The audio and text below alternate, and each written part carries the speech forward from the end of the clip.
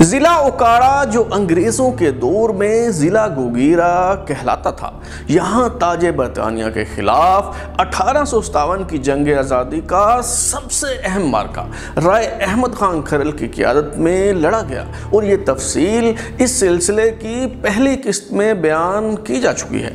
ضلع اوکاڑا کا ایک قصبہ برج جیوے خان، جہاں سے میاں محمد زمان رکن قومی اسمبلی اور وفاقی وزیر رہے، جبکہ ان کے صاحبزادے میاں یاور زمان بھی یہاں سے صوبائی وزیر رہے۔ اس آرائی خاندان کے جد امجد میاں جیوے خان آرائی، جو تب گاؤں کے نمبردار تھے، انہوں نے 1857 کی جنگ آزادی میں کیا کردار ادا کیا؟ چنیوٹ کا قاضی خاندان، جس کی نمائندگی آج کل سابق ایم پی اے علی حسن رضا قاضی کرتے ہیں، اس قاضی خاندان نے کس طرح انگریزوں کی چاکری کی؟ آج ہم تاریخ کے جھروکوں سے ماضی کا نظارہ کرتے ہوئے یہی معمہ حل کرنے کی کوشش کریں گے۔ ترازو کے سلسلے غدار کون کی 12ویں قسط کے ساتھ میں ہوں بلال غوری، اور آپ دیکھ رہے ہیں ترازو۔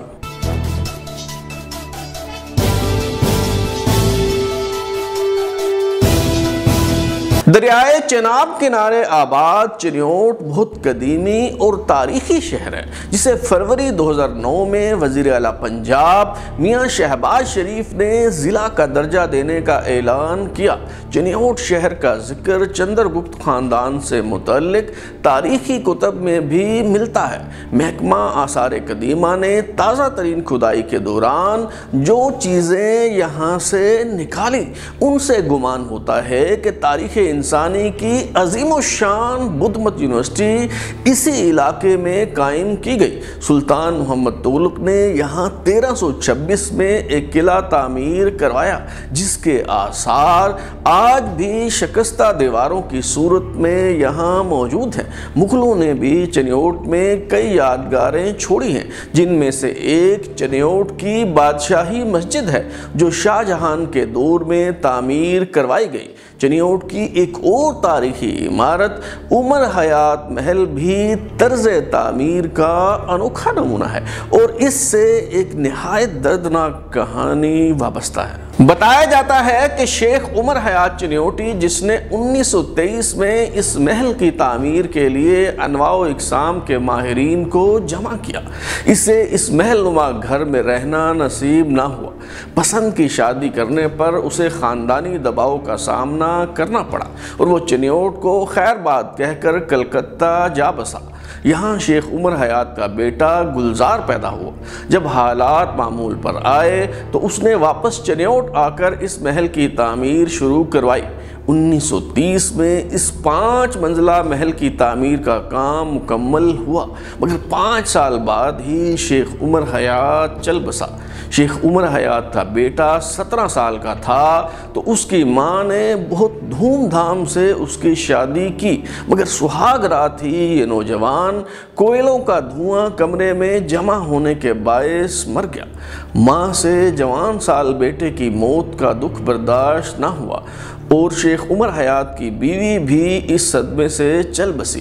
ان دونوں ماں بیٹا کو اسی محل کے احاطے میں دفن کیا گیا، اور اس خاندان نے محل کو بد نصیبی اور نحوست کا مرکز قرار دیتے ہوئے چھوڑ دیا۔ برسہ برس یہ محل ویران پڑا رہا۔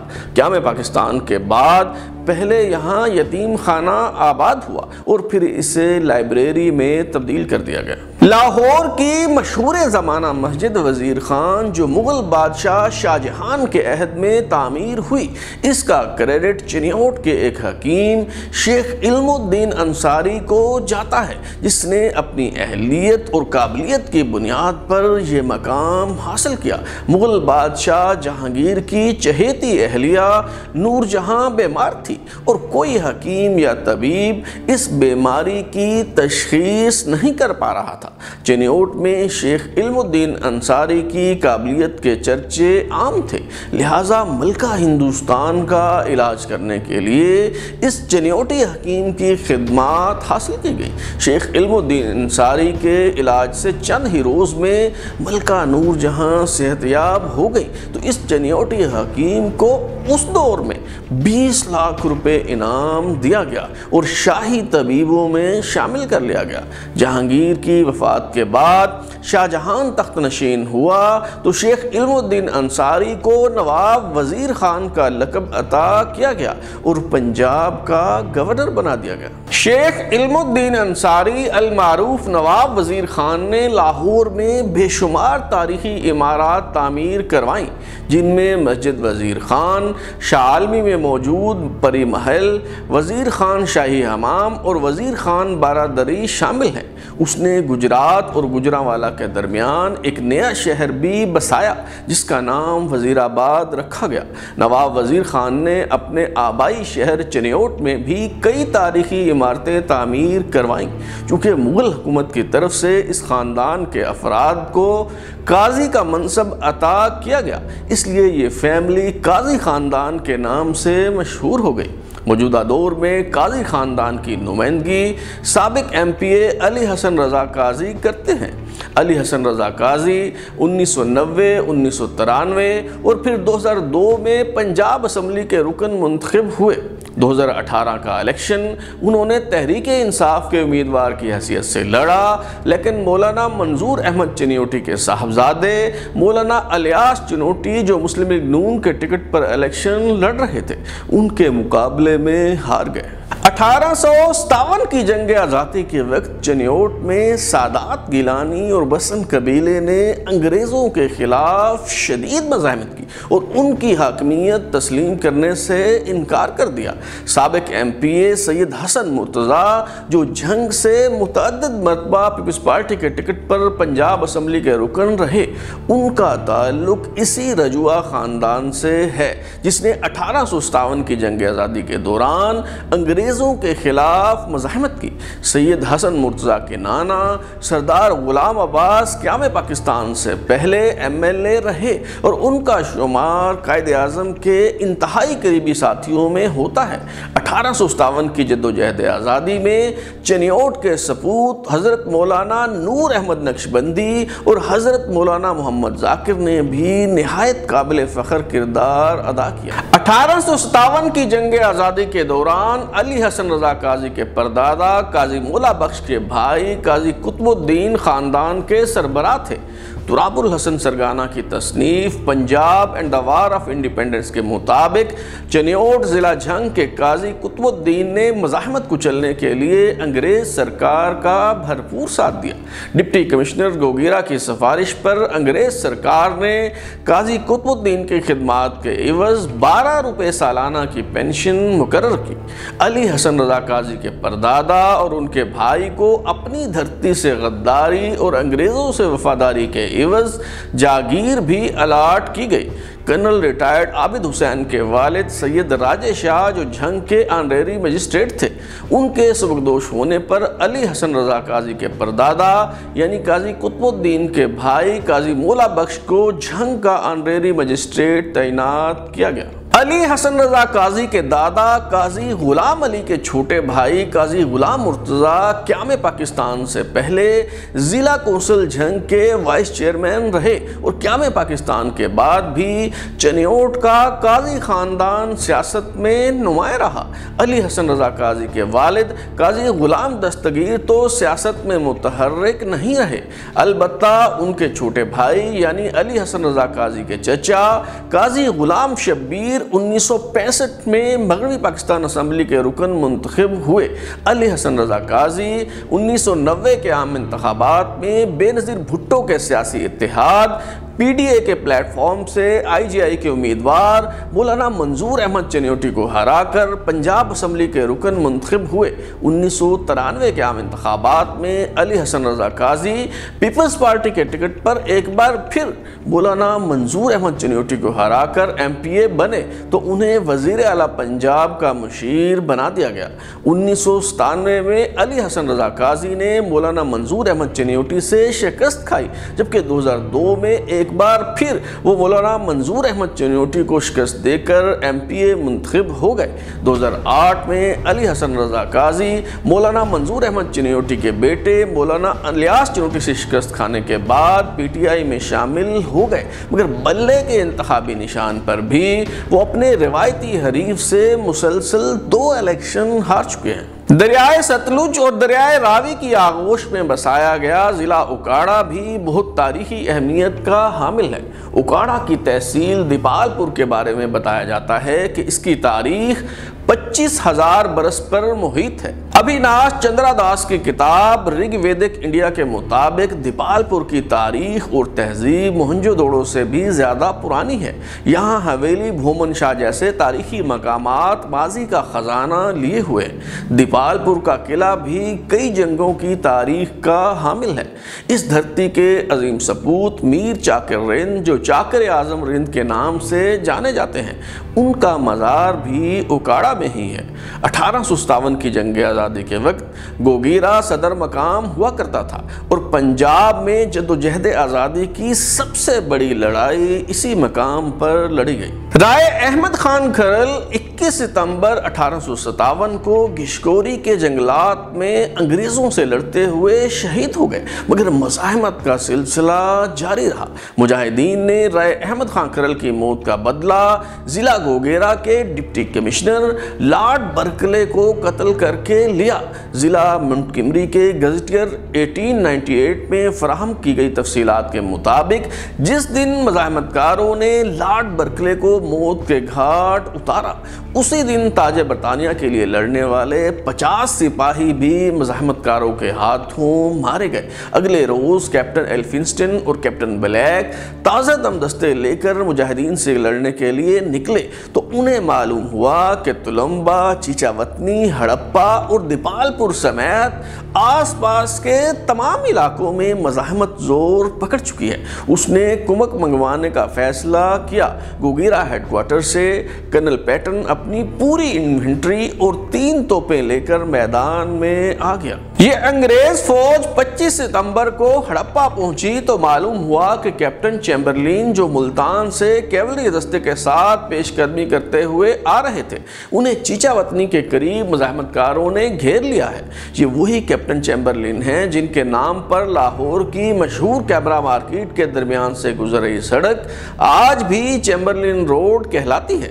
کرنل پیٹن یہ خبر ملتے ہی آگے بڑھے تو 2 میل کے فاصلے پر ہی مزاحمت کاروں سے آمنا سامنا ہو گیا۔ انگریز فوج آرٹلری کی مدد سے مجاہدین کو منتشر کرنے میں کامیاب ہوئی، مگر خوف کا یہ عالم تھا کہ پسپا ہوتے مزاحمت کاروں کا پیچھا نہ کیا گیا۔ 28 ستمبر کو لاہور سے کیپٹن سنو تازہ دم دستے لے کر چیچا وطنی پہنچ گیا۔ راستے میں مزاحمت کاروں سے سامنا ہونے پر کیپٹن سنو گھائل ہو چکا تھا۔ کچھ دن میں لاہور سے لائٹ ہارس فورس بھی پہنچ گئی اور اسی اثناء میں انگریزوں کا ساتھ دینے والے مقامی سردار بھی فوجی دستے تیار کرنے میں کامیاب ہو گئے تو مجاہدین کے خلاف بھاری نفری اور جدید ترین اسلحہ کے ساتھ فیصلہ کن کارروائی شروع کر دی گئی۔ اپنی دھرتی سے غداری کرنے والے انگریزوں کا ساتھ نہ دیتے تو مزاحمت کبھی دم نہ توڑتی، مگر اپنوں کی بے وفائی کے نتیجے میں 4 نومبر 1857 تک مزاحمت کو کچل دیا گیا۔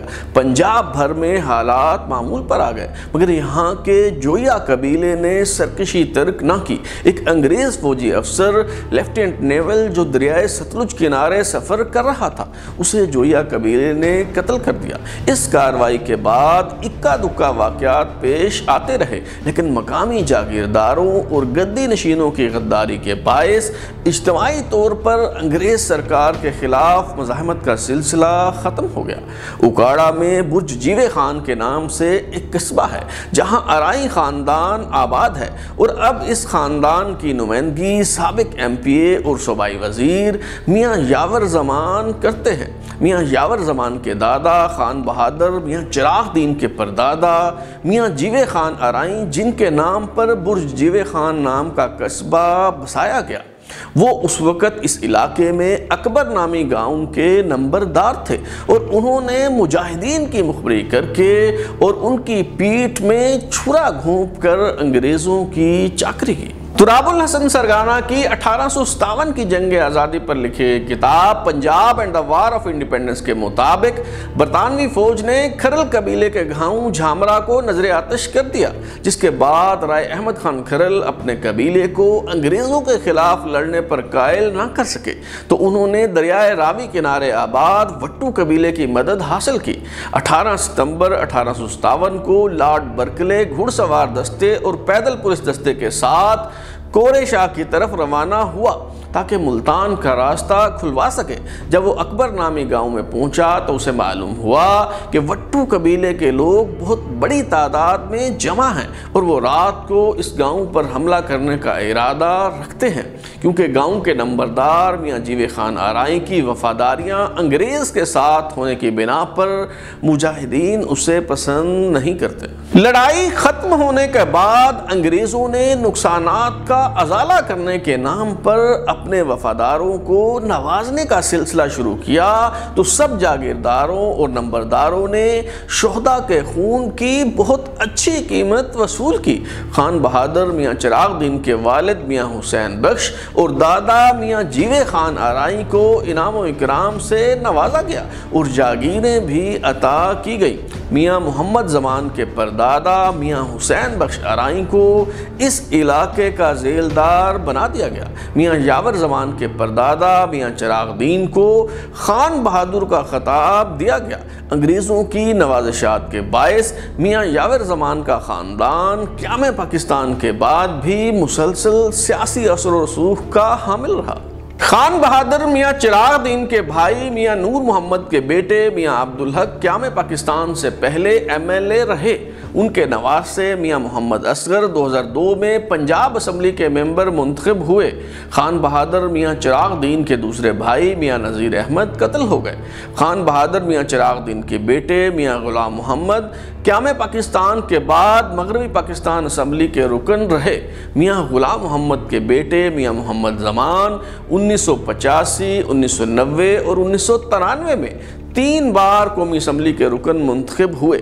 میاں محمد زمان مرحوم کو محمد خان جنیجو کی کابینہ میں وزیر مملکت جبکہ بعد ازاں وفاقی وزیر بنایا گیا۔